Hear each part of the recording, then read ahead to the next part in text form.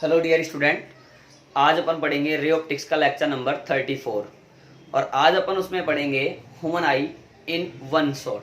कहने का मतलब आज अपन बच्चों रे ऑप्टिक्स का एक टॉपिक है जो कि बोर्ड लेवल से ही इम्पोर्टेंट है, जिसको अपन कहेंगे ह्यूमन आई, आंख है ना, मानव नेत्र। तो अपन हेडिंग नोट करते हैं ह्यूमन आई। आपको डायग्राम भी नजर आ ही रहा होगा, तो आप लिख लीजिए। पहले एक तरह से पहले तो ये बायो का ही है, बट फिर भी फिजिक्स में भी अपन इसकी बात करेंगे बच्चों। मानव नेत्र है ना, 10th में भी आपने इसके बारे में पढ़ा है, बात समझना। सबसे पहले मैं बात करूं, देखो आज मैं इसके आपको नोट नहीं लिखाऊंगा बच्चों, नोट्स नहीं बताऊंगा। आज मैं इसको आपको एक्सप्लेनेशन दूंगा, क्लियर है। डिस्क्रिप्शन में आपको नोट्स मिल जाएंगे। अब बात समझना, बात ये समझना बच्चों ध्यान से कि ये जो डायग्राम मैंने बनाया है ये ह्यूमन आई का डायग्राम है। किसका डायग्राम है प्यारे बच्चों? ह्यूमन आई का ना। अब ह्यूमन आई जो होता है उसके कुछ मेन पार्ट्स होते हैं, जैसे आपने इस डायग्राम में देखा भी होगा या आपको दिख रहे होंगे। जैसे मैंने पहले बात करी बच्चों कोर्निया की, मैं एक एक पार्ट लेकर के आपको एक्सप्लेन कर रहा हूं। आइए तो कोर्निया क्या होता है इसके बारे में समझते हैं। अब देखना, कोर्निया आंख का एक ट्रांसपेरेंट पार्ट होता है। कैसा पार्ट होता है बच्चों? ट्रांसपेरेंट, यानी एक पारदर्शी भाग है। अब एक बात बताओ, अगर कोई भी चीज ट्रांसपेरेंट है इसका मतलब लाइट उसमें एंटर कर सकती है। तो अपन यही कहना चाहते हैं कि कोर्निया जो है वो एक तरह से ट्रांसपेरेंट पार्ट ऑफ आई होता है। ट्रांसपेरेंट पार्ट ऑफ आई होता है, जिसकी वजह से अपन कह सकते हैं इसमें लाइट एंटर कर जाती है। अब लाइट एंटर कर जाती है तो इसको अपन विंडो ऑफ आई यानी आंख की खिड़की भी कहते हैं। कॉर्निया आंख का एक ट्रांसपेरेंट पार्ट होता है जिसमें लाइट एंटर करती है, इसलिए इसे आंख की खिड़की भी कहा जाता है। फर्स्ट पार्ट क्लियर हुआ। अच्छा बच्चों, सेकंड पार्ट की बात करूं, सेकंड पार्ट अपन ले लेते हैं आइरिस। आप ये देखिए, जो मैंने ये बिल्कुल डार्क करके जो बना रखा है बच्चों, ये दोनों क्या दिखा रखे हैं डायग्राम में? मैंने आइरिस दिखा रखे हैं। अब ध्यान से देखना, आइरिस क्या होता है? इसको हिंदी में कहते हैं परितारिका या आइरिस भी बोल दो। अब आइरिस क्या होता है ध्यान से देखना। आइरिस बच्चों एक तरह से सर्कुलर स्क्रीन होती है। ये देखो यहां पर ये सर्कुलर वृत्ताकार पर्दा होता है। क्या होता है बच्चों? ये सर्कुलर स्क्रीन। मैं यहां लिख रहा हूं शॉर्टकट में समझाने के लिए, ठीक है। और इस सर्कुलर स्क्रीन में बच्चों क्या होती हैं? मसल्स होती हैं, यानी मांसपेशियां होती हैं, ठीक है, मसल्स होती हैं। अच्छा, ये जो आइरिस होती है इसका काम बेसिकली क्या होता है बच्चों? सर, लाइट को कंट्रोल करना होता है। आंख में आने वाली जो लाइट रेज हैं या लाइट है उसको कंट्रोल करने का काम कौन करती है? आइरिस करती है। जैसे मैं आपको एग्जांपल दूं, अभी सुनना मेरी बात, या इसी में एक और बात करते हैं कि जो हमारे जो ये आइरिस होती है, आइरिस के बीच में एक होल होता है बच्चों। ये रहा, दिख रहा है क्या आप लोगों को? ये होल होता है। इस होल को क्या नाम दे दिया जाता है? प्यूपिल नाम दे दिया जाता है, यानी पुतली नाम दे दिया जाता है। मैं कह रहा था कि आइरिस का जो मेन वर्क होता है वो आंख में आने वाली लाइट को कंट्रोल करना होता है। जैसे मैं आपको एग्जांपल दूं, मान लीजिए मैं भी धूप में खड़ा हूं और मैंने सूरज की तरफ देखा और सूरज से आंख लड़ाने की कोशिश करी। कोशिश बढ़िया थी, लेकिन आप खुद सोचें, ध्यान से देखें मेरी बात को। अगर मैं सूरज से आंख लड़ाने की कोशिश करूंगा, यानी एक हाई इंटेंसिटी, एक तीव्र प्रकाश, एक हाई इंटेंसिटी का लाइट जो है वो मेरी आंख में एंटर करेगा, जिसकी वजह से प्यूपिल का साइज छोटा हो जाएगा। मैं प्रॉपर तरीके से आंख नहीं खोल पाऊंगा। उसी तरीके से अगर मैं कहना चाहूं कि पहले मैं सूरज की तरफ देख रहा था, यानी एक बहुत बढ़िया उजाले में था, और अब मैं वहां से उठ करके एक अंधेरे वाले रूम में चला गया। एकदम से उजाले से कहां गया मैं? अंधेरे में चला गया। अब अंधेरे में जाऊंगा तो मेरी आंख कैसी होंगी? जैसी नॉर्मल थी वैसी होंगी। ज्यादा अंधेरा होगा तो फिर मेरी प्यूपिल का साइज बढ़ जाएगा, क्योंकि फिर वहां पर यानी अंधेरे में बहुत कम इंटेंसिटी का लाइट मेरी आंख में एंटर करेगा। फिर आइरिस जो है या जो प्यूपिल है वो उस तरह से एडजस्ट हो जाएगा। यानी अगर आंख पर बहुत ज्यादा इंटेंसिटी का लाइट इंसिडेंट होता है, देन प्यूपिल का साइज छोटा हो जाता है, और कम इंटेंसिटी कम तीव्रता का लाइट आता है तो प्यूपिल का साइज बच्चों बढ़ जाता है। इतनी बात क्लियर हुई, ये आइरिस हुआ। अब थर्ड पार्ट अपन बात कर लें बच्चों, आई लेंस। ये लेंस रहा थर्ड, नेत्र लेंस। बच्चों आई लेंस पहले ध्यान से देखो, आंख में जो लेंस होता है वो होता है कॉन्वेक्स नेचर का, यानी उत्तल लेंस होता है हमारी आंख में, पहली बात। अच्छा, ये जो लेंस होता है ये लचीले पारदर्शी तंतुओं से बना होता है, यानी मूवेबल ट्रांसपेरेंट फाइबर से बना हुआ रहता है, पहली बात। और ये जो लेंस है आप खुद देख पा रहे हैं, ये जो लेंस है बच्चों ये आइरिस, या फिर ऐसे कह दो कि कुछ मसल्स के बीच में स्थित होता है, यानी कहने का मतलब आइरिस के बीच में स्थित होता है, या ऐसे कह दो कि इसको मसल्स अपनी पोजीशन में, बोले तो लेंस जिस पोजीशन में है उस पोजीशन में इसको मसल्स बनाए रखती हैं, and that muscle, these muscles are known as स्लेरी मसल्स। कहने का मतलब बच्चों ये हुआ कि ये जो लेंस है ये ट्रांसपेरेंट फाइबर से बना हुआ होता है, ये आइरिस के बीच में स्थित होता है, यानी मांसपेशियों के बीच में स्थित होता है, मसल्स के बीच में स्थित होता है। उन मसल्स को स्लेरी मसल्स कहते हैं, पक्षमाभी पेशियां कहते हैं। क्लियर है? अच्छा बच्चों, और ये जो लेंस होता है यही लेंस किसी ऑब्जेक्ट का, हमारी आंख से हम किसी ऑब्जेक्ट को देख रहे हैं तो आई लेंस ही है जो उस ऑब्जेक्ट का आंख के रेटिना पर, बच्चों बात करेंगे अभी रेटिना की, आंख के रेटिना पर इन्वर्टेड, रियल एंड मैग्नीफाइड और छोटा कैसा भी बन सकता है, इमेज बनाता है। क्लियर है? ये है हमारा आई लेंस। अच्छा बच्चों, फोर्थ पॉइंट की बात कर लें रेटिना की, या स्लेरी मसल्स का नाम आया था तो स्लेरी मसल्स की बात है ना, पक्षमाभी पेशियां। अब स्लेरी मसल्स क्या है? स्लेरी मसल्स कुछ नहीं है बच्चों, स्लेरी मसल्स जो होती हैं, देखो ये इस आई लेंस को अपनी पोजीशन में बनाए रखती हैं। स्लेरी मसल्स जब सिकुड़ती हैं, या ऐसा भी कह सकते हैं कि स्लेरी मसल्स जो होती हैं वो आवश्यकता अनुसार सिकुड़ भी सकती हैं और फैल भी सकती हैं। यानी जब स्लेरी मसल्स सिकुड़ती हैं, कॉन्ट्रैक्ट होती हैं, तो आई लेंस की फोकल लेंथ पे फर्क पड़ता है। जब स्लेरी मसल्स अगर सिकुड़ेंगी तो फिर जो लेंस होगा वो छोटा हो जाएगा, यानी लेंस एडजस्ट होगा ना बच्चों। यार एक बात बताओ, ऑब्जेक्ट यहाँ हो या ऑब्जेक्ट यहाँ हो, इमेज कहाँ बननी है? रेटिना पर ही बननी है। इसका मतलब sir different position of object से यहाँ फर्क नहीं पड़ रहा, बिल्कुल नहीं पड़ रहा। तो बच्चों हो क्या रहा है? हो यही रहा है कि स्लेरी मसल्स जो होती है वो डिफरेंट पोजीशन ऑफ ऑब्जेक्ट के लिए हमारे आई लेंस की फोकस को एडजस्ट कर देता है। तो आप खुद सोचो, अगर स्लेरी मसल्स कॉन्ट्रैक्ट होंगे तो आई लेंस की फोकल लेंथ रिड्यूस हो जाएगी, और अगर स्लेरी मसल्स फैलेगी तो इसका मतलब आई लेंस की फोकल लेंथ इंक्रीज हो जाएगी। क्लियर है? ये स्लेरी मसल्स का वर्क होता है। आप आगे बढ़िए, आगे देखते हैं। नेक्स्ट पार्ट की बात करूं मैं रेटिना की, 5th नंबर पे बच्चों रेटिना जो होता है वो भी एक इंपॉर्टेंट पार्ट ऑफ आवर आई है। रेटिना एक ऐसा पार्ट होता है जिस पर किसी भी ऑब्जेक्ट के जो इमेज है वो रेटिना पर ही बनता है। ठीक है? अच्छा, रेटिना में कुछ विशेष प्रकार के कोष पाए जाते हैं, कुछ विशेष प्रकार के सेल पाए जाते हैं, और जो रेटिना होता है बच्चों वो लाइट एनर्जी को किस में कन्वर्ट करता है? कुछ सिग्नल्स में कन्वर्ट करता है। यानी रेटिना का काम क्या होता है? जो लाइट एनर्जी आई थी, यानी इमेज जो बना है, उसको किस में कन्वर्ट कर दिया? सिग्नल में कन्वर्ट कर दिया। अब आगे का काम कौन करेगा? Optic nerve. ये ऑप्टिक नर्व है, तो 6 नंबर पे ऑप्टिक नर्व की बात कर लूं मैं।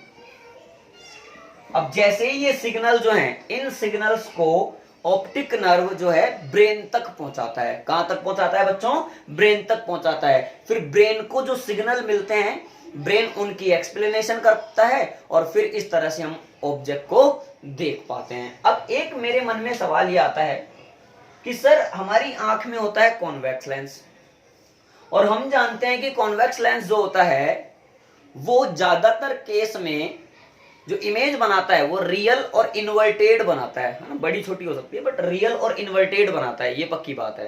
अब रियल और अगर इन्वर्टेड बनाता है यानी उल्टी बनाता है, तो एक बात कहूं, मान लीजिए मेरे सामने श्याम खड़ा है। कौन खड़ा है बच्चों? श्याम खड़ा है। अगर मेरे सामने श्याम खड़ा है और मैं उसको देख रहा हूं, मेरे लिए वो ऑब्जेक्ट है, तो मैं उसको बिल्कुल जैसा है वैसा ही देख पा रहा हूं, सीधा ही देख पा रहा हूं।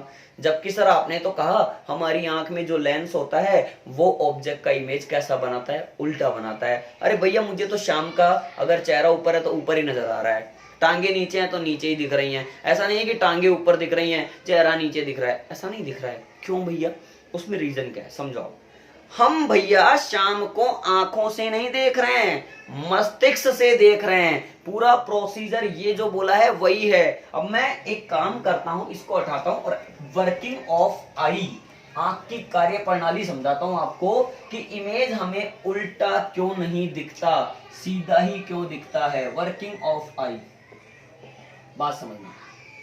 देखो जब भी हम किसी ऑब्जेक्ट की तरफ देखते हैं तो उस ऑब्जेक्ट से आने वाली जो लाइट रेज हैं वो हमारी आंख की प्यूपिल में एंटर करती हैं, और आंख की प्यूपिल में एंटर करती हुई कहां इंसिडेंट होती हैं, आई लेंस पर इंसिडेंट होती हैं। क्लियर है। आई लेंस क्या करता है बच्चों, आई लेंस उस ऑब्जेक्ट का इमेज कहां बनाता है, रेटिना पर बनाता है। हमने क्या कहा, रेटिना में कुछ विशेष प्रकार के कोष होते हैं और ये लाइट एनर्जी को सिग्नल्स में कन्वर्ट करता है, और वो सिग्नल्स जो होते हैं उनको ऑप्टिक नर्व ब्रेन तक लेकर जाती है। तो भैया ब्रेन ने कहा ये शाम है तो आंखों ने भी मान लिया कि ये शाम है। तो कुल मिलाकर के मैंने आंख से नहीं देखा, मैंने ब्रेन से देखा, हाँ या ना। इस वजह से हमने शाम को शाम कहा, शाम का उल्टा राम नहीं कहा, हाँ या ना।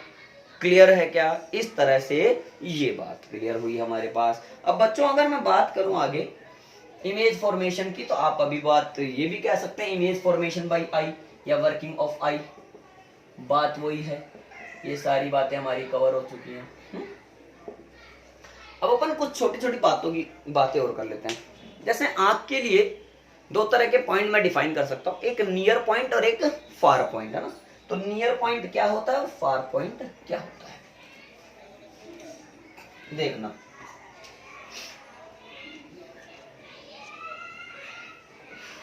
नियर, निकट बिंदु।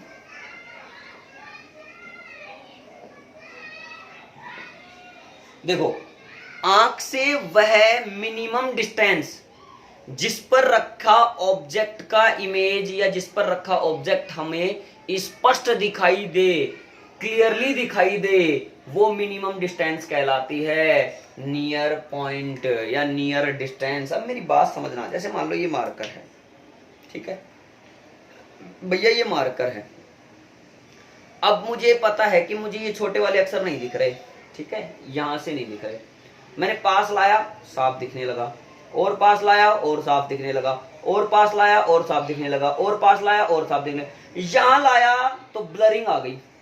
अरे यार एक टाइम आएगा ना यहाँ आते आते आते आते फिर ब्लरिंग होने लगेगी।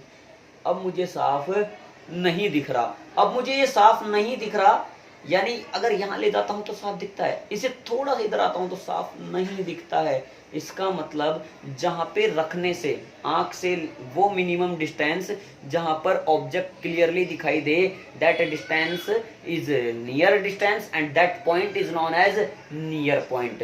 जनरली एक स्वस्थ आंख के लिए नियर पॉइंट जो होता है वो 25 सेंटीमीटर पे माना जाता है। क्या माना जाता है बच्चों, 25 सेंटीमीटर। उसी तरह से फार पॉइंट के बारे में बात कर सकते हैं, दूर बिंदु या दूरस्थ बिंदु, है भैया। यहां तक तो सब कुछ दिख रहा है, आगे लेकर गया, देखो यहां तक सब कुछ दिख रहा है, आगे लेकर गया दिख रहा है, आगे लेकर गया दिख रहा है, आगे लेकर गया दिख रहा है, यहां से आगे गया नहीं दिख रहा। ओ इसका मतलब यहां जो है यहां तक अगर दिख पा रहा है तो फिर ये आंख से मैक्सिमम डिस्टेंस हो गई जहां पर रखा ऑब्जेक्ट हमें क्लियरली दिखाई देता है। That distance is known as far distance and that point is known as far point. उससे आगे जाते हमें नहीं दिख रहा है। एक जनरली स्वस्थ आंख के लिए ये पॉइंट कहां ले लिया जाता है, इनफाइनाइट पर ले लिया जाता है। क्लियर है। कोई भी मनुष्य स्वस्थ आंख है उसकी, और अगर उसको एक टाइम के बाद या एक डिस्टेंस के बाद जाने से ऑब्जेक्ट साफ नहीं दिखाई पड़ रहा, इसका मतलब वो पॉइंट उस पर्टिकुलर व्यक्ति के लिए कहां रखा हुआ है, फिर इनफाइनाइट पे रखा हुआ है। जाहिर सी बात है। क्लियर है। रेंज ऑफ विजन, दृश्य परास, तो आप खुद ही समझदार हैं। अब रेंज तो सॉरी रेंज ऑफ विजन, बच्चों आपने कहा near point 25 centimetre, far point infinite पर। तो बच्चों कुल मिलाकर रेंज कहां से कहां तक बन गई? 25 सेंटीमीटर से अनंत तक बन गई। आया समझ में? इस तरह से ये हमारा नियर पॉइंट और फार पॉइंट भी बताया जा सकता है। ठीक है, आइए और आगे समझते हैं। बच्चों आंख में जो रोग होते हैं वो 4 प्रकार के रोग होते हैं। कितने प्रकार के रोग? 4 प्रकार के। तो देखो, डिफेक्ट इन विजन, ठीक है, इसमें पहला देखो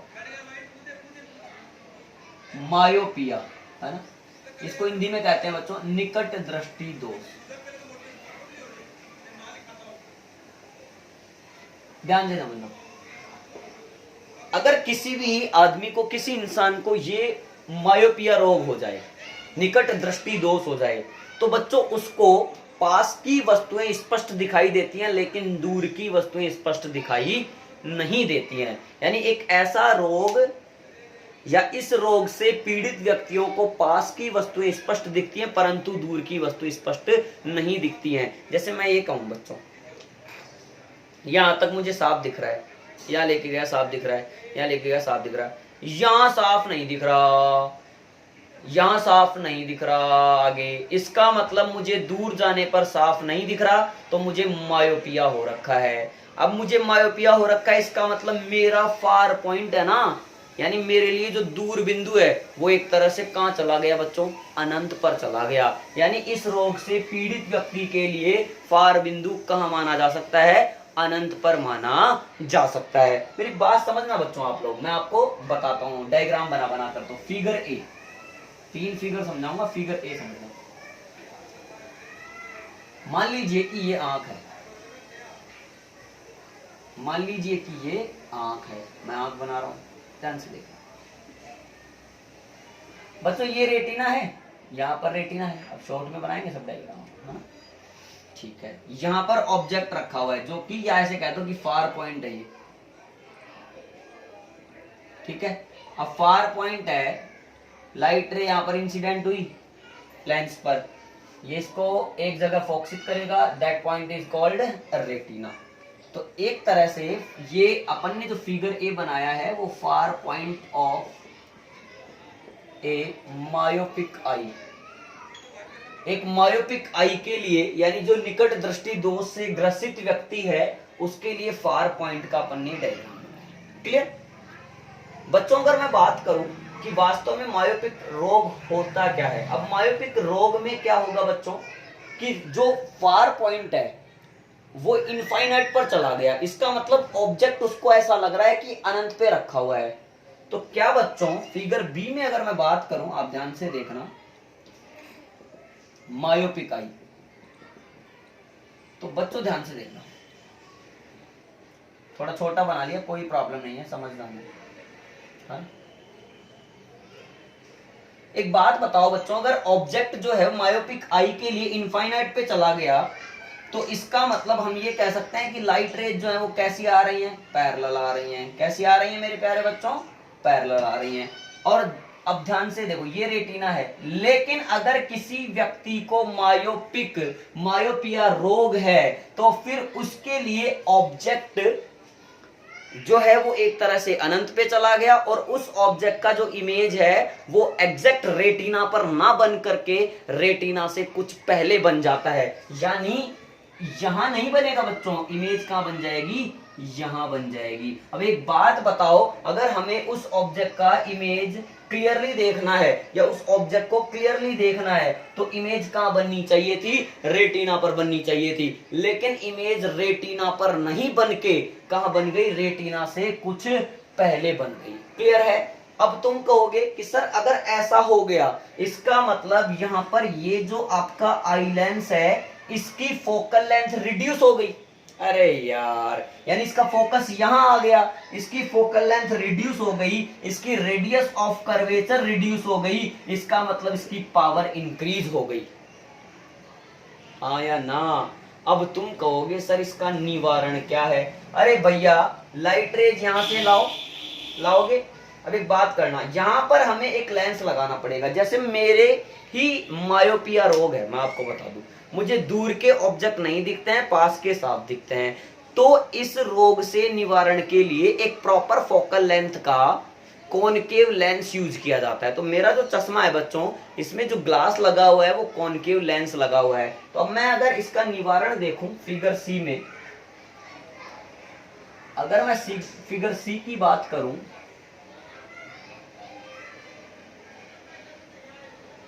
ठीक है, अब मैं क्या करूंगा बच्चों, यहां पर एक लगा दूंगा कॉनकेव लेंस। क्या लगा लूंगा, एक कॉनकेव लेंस लगा लिया।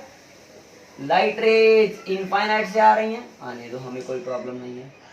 अब तुम्हें पता है कि ये तो फैलाने का काम करता है भैया,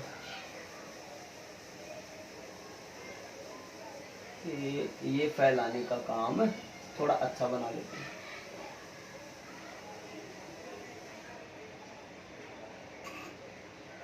ये फैलाने का काम करता है, इसने लाइट रे को फैलाया। अब ये लाइट रे को फैलाएगा और ये जो आपका आई लेंस है ये वापस से इनको फोकसित करेगा। और कहाँ फोकसित कर देगा बच्चों, रेटिना पर फोकसित कर देगा। और हमें उस ऑब्जेक्ट का इमेज भी जो है साफ साफ देखने के लिए इमेज कहाँ बनवाना था, रेटिना पर बनवाना था। तो डायरेक्टली तो नहीं बन पा रहा था, जब हमें मायोपिया हो रहा था डायरेक्टली कहाँ बन रहा था, रेटिना से पहले बन रहा था। अब अगर रेटिना पर बनवाना है बच्चों, तो इसके लिए हमें क्या करना पड़ेगा, एक कॉनकेव लेंस यूज करना पड़ेगा। आंख पहले से है, उसमें कॉन्वेक्स लेंस है, एक आगे कॉन्वेक्स लेंस के आगे क्या लगा डाला, कॉनकेव लेंस लगा डाला। अब मुझे लाइफ मेरी बन गई जिंगल वाला, यानी ऑब्जेक्ट अगर अनंत पे रखा हुआ है तो अब मेरा इमेज कहाँ बनता है, रेटिना पर बनता है, और इसलिए मुझे साफ साफ सब कुछ दिखाई दे जाता है। क्लियर, इस तरह से मायोपिया का सिस्टम होगा। क्लियर है बच्चों, आया समझ में। अब सेकंड पॉइंट आ जाते हैं, हाइपरमेट्रोपिया, दूरदृष्टि दोष। इसका जस्ट उल्टा देखो, सेकंड पॉइंट कर लो, दूरदृष्टि। हाइपर मेट्रोपिया, दूर दृष्टि दोष, है ना, दूरदृष्टि दोष। अब इस रोग से पीड़ित व्यक्ति को दूर की वस्तुएं स्पष्ट दिखाई देती हैं, लेकिन पास की वस्तुएं स्पष्ट दिखाई नहीं देती हैं। यानी इसके लिए नियर पॉइंट जो है, अगर पास में ला रहा हूं नहीं दिख रहा है, तो नियर पॉइंट ऐसा लगेगा 25 सेंटीमीटर से कुछ आगे है। 25 सेंटीमीटर तो होना ही चाहिए। अरे एक्चुअल में ये डिस्टेंस 25 सेंटीमीटर नहीं है बच्चों, लेकिन इसको लगेगा कि ये तो 25 सेंटीमीटर से आगे ही चला गया है। ये होता है आपका हाइपरमेट्रोपिया। इसमें भी अपन फिगर वाइज बात कर सकते हैं, फिगर वाइज। तो फिगर इसके लिए अपन ने कहा कि जो नियर पॉइंट होता है,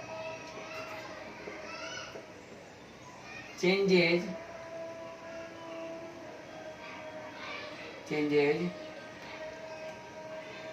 फ्रॉम 25 सेंटीमीटर टू आगे, ठीक है। इसका नियर पॉइंट की बात करूं, ये हमारी आंख बनाई, यहाँ पे मान लो नियर पॉइंट है,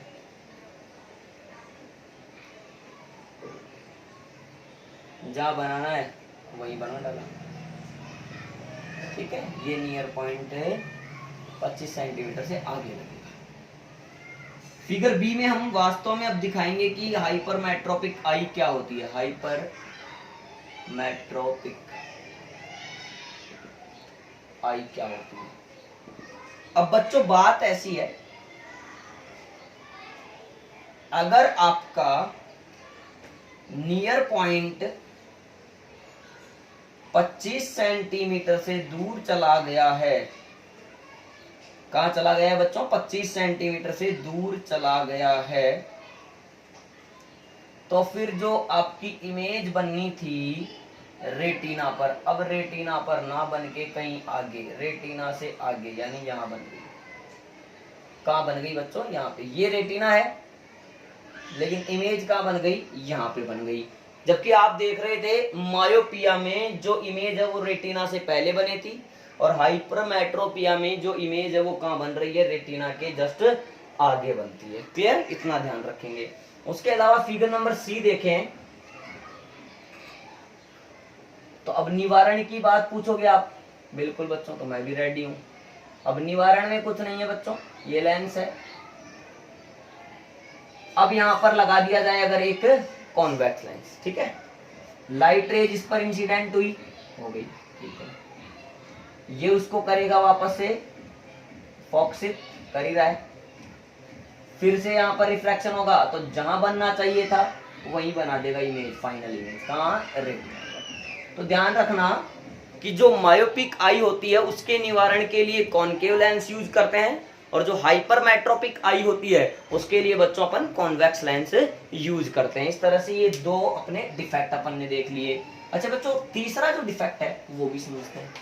4 है टोटल, तो तीसरा होता है, उसमें केवल अपन बात करेंगे केवल नाम से, उसको अपन बोलेंगे बच्चों प्रेस बायोपिया। इसको हिंदी में बोलते हैं जरा दृष्टि दोष, यानी जिसकी दुनिया ही वीरान हो, ना तो पास का दिखता हो ना दूर का दिखता हो, लालटेन पूरी बुझी हुई हो, ना पास का दिखाई दे ना दूर का दिखाई दे, ऐसा रोग कहलाएगा जरा दृष्टि दोष यानी प्रेस बायोपिया। अब इसके लिए क्या किया जाता है, बाईफोकल लेंस यूज किए जाते हैं, यानी द्विफोक्सी लेंसों का उपयोग किया जाता है ऐसे दोष के निवारणों के लिए। Clear. Point number 4, astigmatism. Astigmatism इसको कहते हैं अबिंदुकता या दृष्टि वैषम्य। इसमें क्या होता है बच्चों, इस रोग से पीड़ित जो व्यक्ति होता है वो ऊर्ध्वाधर और जो क्षैतिज लाइन होती है उनको एक साथ नहीं देख सकता है, यानी ऊर्ध्वाधर और यानी कहने का मतलब वर्टिकल और हॉरिजॉन्टल जो भी लाइंस होती हैं उनमें फर्क नहीं बता पाएगा, वो भी उसकी भी दुनिया वीरान ही रहेगी, इसलिए उसको कहते हैं एस्टिग्मेटिज्म। तो सर इसका क्या इलाज है बच्चों, इस दोष से जो भी पीड़ित होते हैं उनके लिए सिलेंड्रिकल लेंस यूज किए जाते हैं। कैसे यूज किए जाते हैं बच्चों, सिलेंड्रिकल लेंस यूज किए जाते हैं। इस तरह से बच्चों आज अपन ने ह्यूमन आई की पूरी कुंडली देखी है। आई होप इस एक ही शॉट में आपको बढ़िया तरीके से ह्यूमन आई कवर हुआ होगा। इतना ही हमारे बोर्ड के लेवल से पूछा जाता है, आपको केवल इसको बोर्ड के पर्पस से ही पढ़ना है। क्लियर। ह्यूमन आई में अपन ने ह्यूमन आई के पार्ट्स के बारे में बात कर ली, ह्यूमन आई की वर्किंग देख ली, उसमें इमेज फॉर्मेशन कैसे होता है ये बात कर ली, फिर उसके डिफेक्ट के बारे में बात कर लिए, नियर पॉइंट फार पॉइंट क्या होता है, सारी बातें अपन ने कर ली। तो आपको ये चीज अच्छे से समझ में आई होगी। फिर भी कोई डाउट रहा हो तो कमेंट में जरूर बताएं। क्लियर है बच्चों। और अपन इसके बाद में अब पढ़ने वाले हैं ऑप्टिकल इंस्ट्रूमेंट। इस वीडियो के बाद में अपन पढ़ेंगे ऑप्टिकल इंस्ट्रूमेंट जैसे माइक्रोस्कोप और टेलीस्कोप। माइक्रोस्कोप में अपन 2 तरह के माइक्रोस्कोप पढ़ेंगे, सिंपल माइक्रोस्कोप और कंपाउंड माइक्रोस्कोप। टेलीस्कोप में अपन 2 पढ़ेंगे, एक रिफ्रैक्टिंग और एक रिफ्लेक्टिंग। क्लियर है। लेकिन ऑप्टिकल इंस्ट्रूमेंट की वीडियो अपलोड हो तब तक के लिए आप इन चीजों को पढ़ते रहिए। All the best.